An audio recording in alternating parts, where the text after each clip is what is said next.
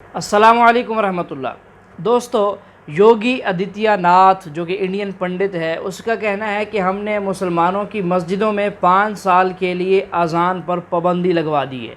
अब अज़ान पर पाबंदी है तो 5 सालों के बाद इनकी इबादत गाहों में, मस्जिदों में इबादत भी ख़त्म हो जाएगी। तो आइए नाजरीन, इसकी वीडियो देखिए और इसके साथ साथ मैं तो कहूँगा ई ख्याल अस्तो महाल अस्तो जनून, ये तो इनके बड़े भी ना कर सके तो ये क्या करेंगे। तो आइए नाजरीन, वीडियो को आखिर तक देखिएगा। अब तो बहनों और भाइयों, उत्तर प्रदेश में कोई सड़क पे नमाज भी नहीं पढ़ता।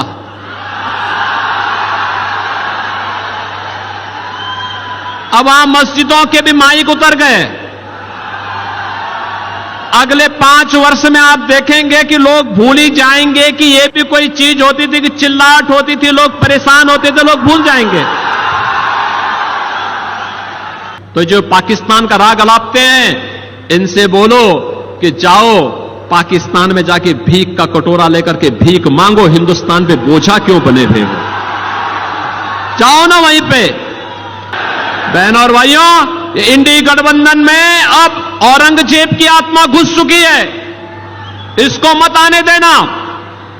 औरंगजेब को पहले ही छत्रपति शिवाजी महाराज समाप्त कर चुके हैं। अब महाराष्ट्र के अंदर औरंगजेब और उसकी संतानों को नहीं आने देना है। आप सहमत हैं? सहमत है ना? मेरा सवाल एक है, ये अपना हिंदुस्तान में जो है, पहले हिंदुज़म आया, बाद में बुद्धिज़्म आया, बाद में जैनिज़्म आया और लास्ट में जाके सिखिज़्म आया। ये सब में कभी भी ऐसा झगड़ा लफड़ा बिपड़ा कुछ भी नहीं हुआ। इधर से जितना भी आया, जैसे जूइश है, बाद में क्रिश्चियंस है, बाद में इस्लाम है, ये तीनों में 1400 साल होने के बाद भी अभी तक क्यों लड़ाई झगड़े हैं? पहला सवाल ये है। दूसरा सवाल, आप जो टेररिस्ट का को जो भी कुछ डेफिनेशन दिए वो तो ठीक है, जान दे दो, मगर टेररिस्ट लोग इस्लाम को बदनाम करते। कुछ भी हो, आप उसके अगेंस्ट ये जो काम कर रहे हैं ये बहुत अच्छा है।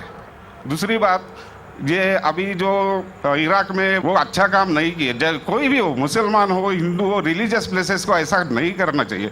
जरा बराबर से सवाल। भाई साहब ने 2 सवाल पूछा है। पहला सवाल पूछा है कि हिंदुस्तान में पहले हिंदू धर्म आया, हिंदुइज्म आया, फिर बुद्धिज़्म आया, फिर जैनिज़्म आया, फिर सिखिज़्म आया। लफड़ा झगड़ा नहीं हुआ, लेकिन ये जुडाइज़म, क्रिश्चियनिटी, इस्लाम में हमेशा झगड़ा है। क्यों? आप शायद अपने मज़हब के बारे में नहीं जानते। आपने महाभारत पढ़ी? महाभारत पढ़ी आपने? पूरी महाभारत में झगड़ा ही झगड़ा है।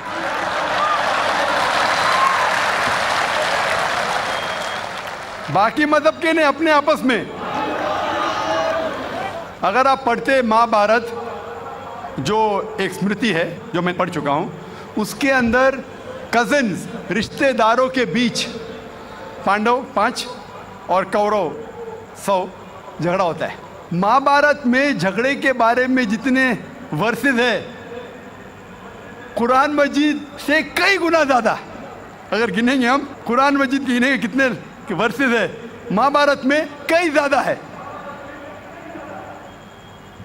और जब आप भगवत गीता पढ़ते हैं, भगवत गीता महाभारत का एक हिस्सा है। 18 चैप्टर्स है।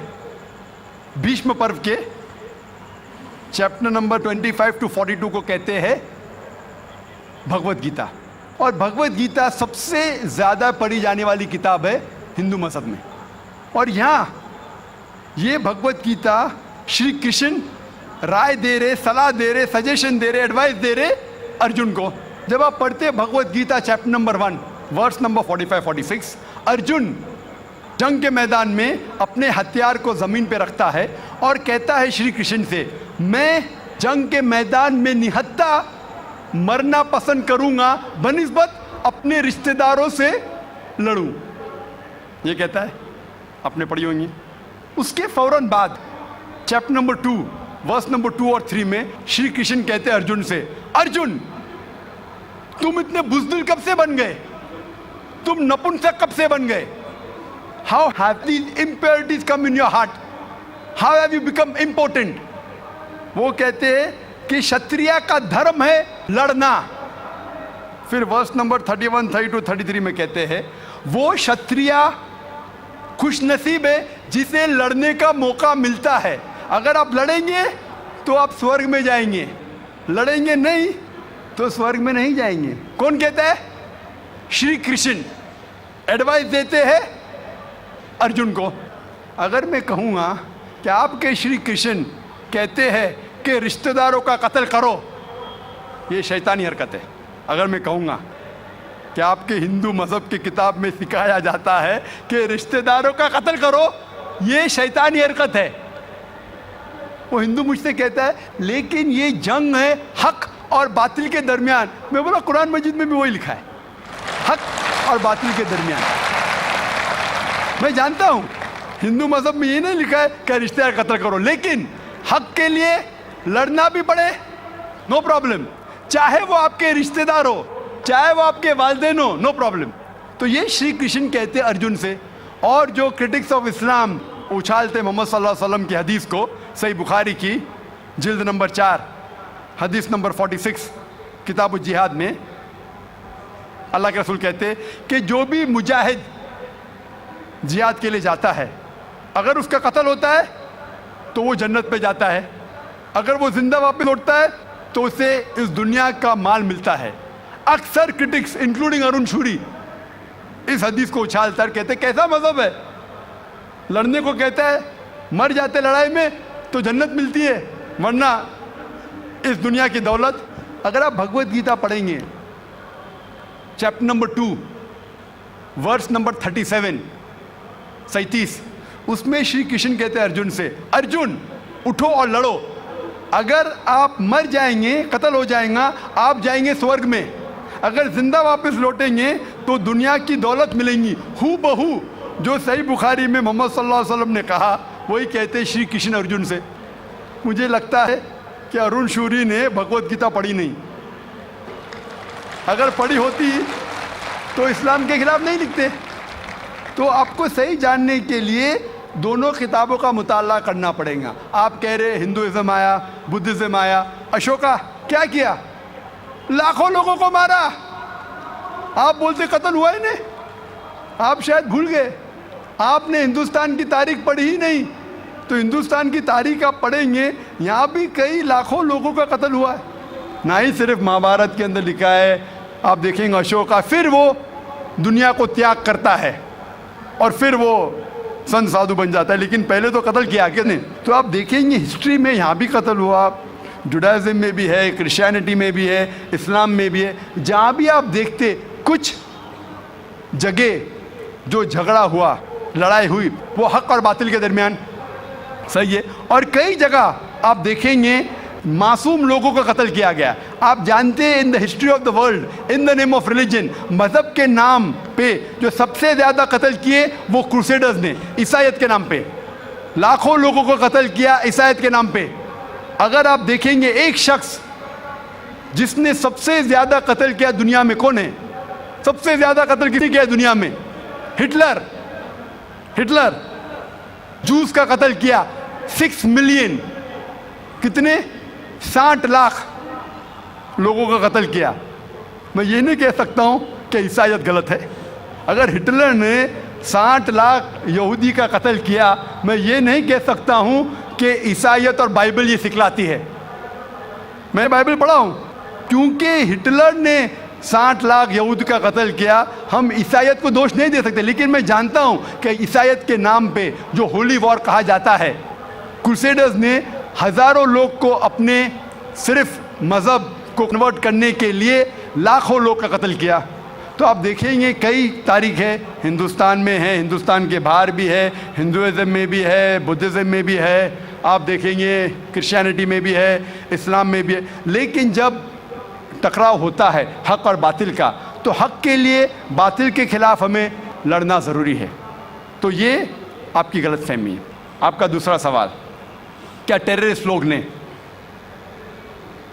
कुछ टेररिस्ट लोग ने इस्लाम को बदनाम किया है और आपने कहा कि हम अच्छा काम कर रहे हैं, हक को फैला रहे, अमन को फैला रहे। आप कहते हैं, कुछ हद तक सही कहते, जैसे मैंने कहा कि जो मीडिया जिसे टेररिस्ट कहती है वो टेररिस्ट कौन से टेररिस्ट है वो हमें जानना ज़रूरी है। कौन से टाइप के टेररिस्ट है कि वो जो लोग जो गलत काम कर रहे हैं उनके दिल में दहशत पैदा करे तो सही किस्म के टेररिस्ट है। जैसे भगत सिंह टेररिस्ट था लेकिन अच्छा था, उस तरीके से अगर कोई मुसलमान गलत लोगों के साथ लड़ रहे हैं हक के लिए तो सही है। लेकिन मैं ये भी जानता हूँ कि there are black sheep in a community. कुछ मुसलमान सिर्फ नाम के लिए, और अक्सर लोग समझते ना ही गैर मुस्लिम मुसलमान भी समझते हैं, वो जिहाद क्या समझते हैं, अगर कोई भी मुस्लिम किसी वजह से लड़ रहा है, चाहे वो ज़ाती फ़ायदे के लिए हो, चाहे वो नाम के लिए हो, चाहे पैसा के लिए हो, चाहे ज़मीन के लिए, उसे कहते हैं जिहाद। ये गलत फहमी है। जिहाद की माने ये नहीं कि कोई भी मुसलमान कोई भी जो जंग करता है, चाहे ज़ाती फ़ायदे के लिए हो, चाहे नाम के लिए हो, पैसे के लिए हो, ज़मीन के लिए हो, उसे जिहाद नहीं कहते। जिहाद आता है लफ्ज़ जहादा से, means to strive, to struggle. जिहाद इस्लामिक टर्मिनोलॉजी में to fight against one's own evil inclination, हमारी खुद की गलत नफ्स से झगड़ना, जिहाद करना, उसे कहते हैं सही जिहाद। माशरे को सुधारना को कहा गया है जिहाद। जंग के मैदान में सेल्फ डिफेंस में लड़ना उसे कहा गया जिहाद। तो मीडिया इसे गलत फैला रही है। अगर आप जानना चाहते हैं कि सही में टेररिस्ट कौन है जो सही तौर पे मासूम लोग के दिल में दहशत पैदा कर रहा है, नंबर 1 टेररिस्ट आज की तारीख में, पुरानी बात छोड़ दीजिए, आज के तारीख में मासूम लोगों के दिल में दहशत पैदा कर रहा है, मेरे हिसाब से नंबर 1 टेररिस्ट है जॉर्ज बुश। आप जानते हैं कि सबसे ताकतवर मुल्क यूएसए, सबसे कमजोर मुल्क अफगानिस्तान पे बम फेंक रहा है। ये क्या मर्दानगी है क्या? इसे मर्दानगी कहते हैं। बम फेंक रहा है ऊपर से, और हम देखते हैं किसके लिए इल्ज़ाम लगाते बिन लादेन पे। मैं बिन लादेन का दोस्त नहीं हूँ, मैं ये नहीं कहता हूँ बिन लादेन अच्छा है क्या बुरा है। ओसामा बिन लादेन को मैं मिला नहीं हूँ, मैं जानता भी नहीं हूँ, तो ये मैं नहीं कहता हूँ कि ओसामा बिन लादेन टेररिस्ट है क्या नहीं। लेकिन अगर मान भी लो, जितने प्रूफ है सब गलत है। अफगानिस्तान बोलती है यूएसए से आप हमको प्रूफ दो, वो प्रूफ देते मुशर्रफ को, टोनी ब्लेयर को। प्रूफ मांग रहे अफगान लोग, दे रहे मुशर्रफ को, टोनी ब्लेयर को। ये किधर का इंसाफ है? क्योंकि उनके पास प्रूफ है ही नहीं। अगर मान भी लो बहस के तौर पे, फॉर सेक ऑफ आर्ग्यूमेंट, अगर एक शख्स ने ऐसा गलत काम किया, आप एक शख्स के लिए क्या सारे देश के ऊपर बम डाल सकते? 1000 लोग का कत्ल कर रहे, क्या हक है उनको? फिर जाते इराक के पास 1000 लोग को मारते। मैं ये नहीं कहता सद्दाम हुसैन अच्छा इंसान है, मैं ये नहीं कहता हूँ, मैं जानता हूँ काफ़ी गलतियाँ की, लेकिन जो इराकी लोग सद्दाम हुसैन के टाइम पे जो उनको तकलीफ हो रही थी, अभी उससे कई ज़्यादा हो रही है, कई ज़्यादा। कौन कर रहा है? George Bush. ये तो मैंने 5 साल पहले कहा था ऑस्ट्रेलिया में, जब मुझे अमेरिकन कॉन्सुलेट ने पूछा था सवाल कि do you consider Osama bin Laden terrorist, तो मैंने उस वक्त कहा था, चंद महीने बाद, 2-3 महीने बाद, 11 सितंबर के बाद, I consider number 1 terrorist to be George Bush, और हेडलाइंस में आया था। आज तो कई लोग कहते हैं कि जॉर्ज बुश टेररिस्ट नंबर 1 है। अमेरिका में भी जब एक सर्वे हुआ था, एक प्राइवेट ऑर्गेनाइजेशन ने सर्वे की थी यूएसए में, जानने के लिए 3 नाम दिए उनने, कौन सबसे बड़ा टेररिस्ट है, Osama bin Laden, Saddam Hussein या जॉर्ज बुश। नंबर 1 हमेशा जॉर्ज बुश है। गैर मुस्लिम भी कहते हैं सबसे नंबर 1 टेररिस्ट है जॉर्ज बुश। सबसे लोएस्ट परसेंटेज उसको मिला 73%, और कुछ लोग ने 78% लोग ने कहा कि terrorist number 1 is George Bush. अभी उन्हें पता लग रहा है 5 साल बाद, 6 साल बाद, मैं तो पहले कहा था।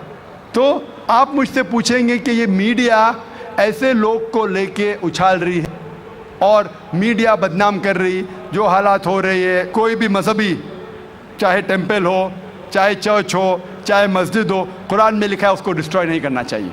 कोई भी, कुरान की आयत है, do not destroy temples, churches, places of worship, गलत है, तो कुरान में भी लिखा है। तो कोई भी शख्स ये करता है, टेम्पल या मस्जिद या मोनेस्ट्रीज या सिनेगॉग्स को तोड़ता है, तो ये इंसानियत के ख़िलाफ़ है और कुरान मजीद के ख़िलाफ़ भी है। जी हाँ, मस्जिदों को तोड़ना या दूसरे मज़ाहिब की इबादत गाहों को गिरा देना, चर्च हो गया वगैरह, ये डॉक्टर साहब कह रहे हैं कि इंसानियत के ख़िलाफ़ है। तो देखें, इस वक्त योगी ने जो ऐलान किया है कि हमने इंडिया की तमाम मस्जिदों से अज़ान को ख़त्म करा दिया है, लाउड स्पीकर उतरवा दिए हैं, तो भाई आपको अगर कोई तकलीफ़ थी तो आप उस तकलीफ़ अपनी को दूर करते, बजाय इसके कि मस्जिदों के स्पीकर उतार दिए। मस्जिदों के स्पीकर उतारना क्या ये इंसानियत के ख़िलाफ़ नहीं है? अच्छा, मज़हबी तासुब में आकर तुम ऐसा कर रहे हो, कम अज़ कम इंसानियत को फॉलो तो करो। तुम ही इंसानियत का दर्स देते हो और तुम ही इंसानियत के ख़िलाफ़ जाते हो। हमारा मज़हब इस्लाम ये कहता है कि किसी भी मज़हब की कोई भी इबादत गाह हो, उसको ऐसे मत गिराओ, उसको अपनी उस हालत में रहने दो। और अगर इस्लामी मुल्क के अंदर गैर मुस्लिमों की इबादत गाहें पाई जाएंगी और गैर मुस्लिम भी पाए जाएंगे, तो गैर मुस्लिम उन लोगों की भी, उनकी इबादत गाहों की भी इस्लामी गवर्नमेंट जो है वो क्या करेगी? हिफाजत करेगी। हम तो ये हैं, हम तो अमन चाहते हैं, अमन फैलाते हैं, और तुम अमन का दर्स देने वाले जो है वो गलत किस्म के पंडित लोग करते क्या हो? अमन के ख़िलाफ़ फ़साद फैलाना, शर फैलाना, इंतशार, लोगों को आपस में खून रेज़ी पर उभारना, यही काम है तुम्हारा, करते चले आ रहे हो। और हमेशा की तरह आज भी तुम नाकाम ही रहोगे, जैसा कि पहले नाकाम हुए थे। लगा लो ज़ोर जितना लगाना है एड़ी चोटी का, तुम मर खप जाओगे, लेकिन अल्लाह ताला की सदा लफ्ज़ अल्लाह अकबर को कभी तुम बंद नहीं कर सकते। तो नाज़रीन, आज की हमारी ये वीडियो थी, कैसी लगी कमेंट करके ज़रूर बताइएगा। अब दीजिए इजाज़त, मिलते हैं नई वीडियो में नए टॉपिक के साथ। अल्लाह हाफ़िज़।